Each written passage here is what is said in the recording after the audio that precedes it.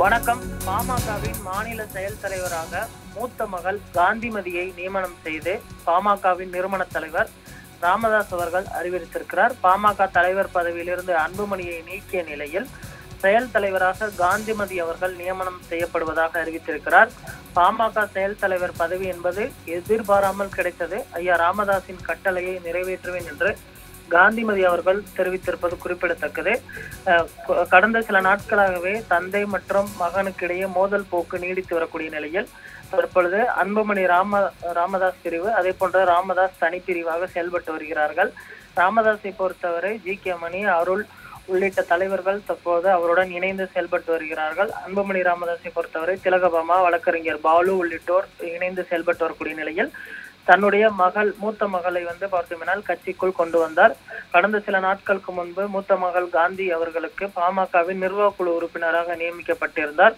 இதற்கான உத்தரவை பாமக நிறுவனர் ராமதாஸ் பிறப்பித்திருந்த நிலையில் அண்மையில் நடைபெற்ற பாமக பொதுக்குழுவில் கூட ராமதாஸ்க்கு அருகில் மகள் காந்திமதிக்கு இடம் ஒதுக்கப்பட்டது. அப்போது அன்புமணியின் செயல் தலைவர் பதவியை பறித்து மகள் காந்திமதிக்கு வழங்க ராமதாஸ் திட்டமிட்டிருந்ததாக சொல்லப்பட்டது. இந்த நிலையில் காந்திமதிக்கு 21 பேர் கொண்ட பாமக தலைமை நிர்வாக குழு உறுப்பினர் பதவியை ராமதாஸ் கொடுத்திருந்தார்.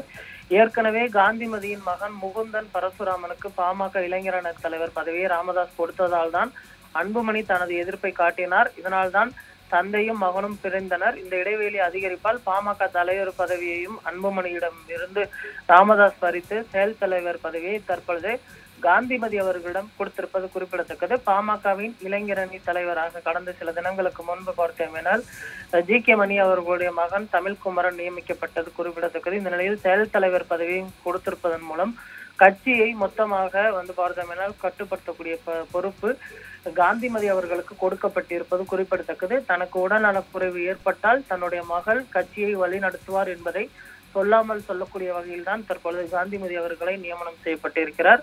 தற்பொழுது இந்த நியமனம் செல்லுமா ஏனென்று சொன்னால் ஏற்கனவே அன்புமணி ராமதாஸ் பிரிவு அவர்களுக்கு பாமகவினுடைய சின்னமான மாம்பழம் சின்னம் ஒதுக்கப்பட்டிருப்பது குறிப்பிடத்தக்கது. தேர்தல் ஆணையமும் அவர்களை அங்கீகரித்திருக்கக்கூடிய நிலையில் காந்தி அவர்கள் நியமனம் செய்யப்பட்டிருக்கிறார். அவருக்கு பாமகவில் எந்த அளவுக்கு முக்கியத்துவம் பெறுவார், அவர் வரக்கூடிய தேர்தலில் ஜொலிப்பாரா என்பதனை பொறுத்திருந்துதான் பார்க்க வேண்டும்.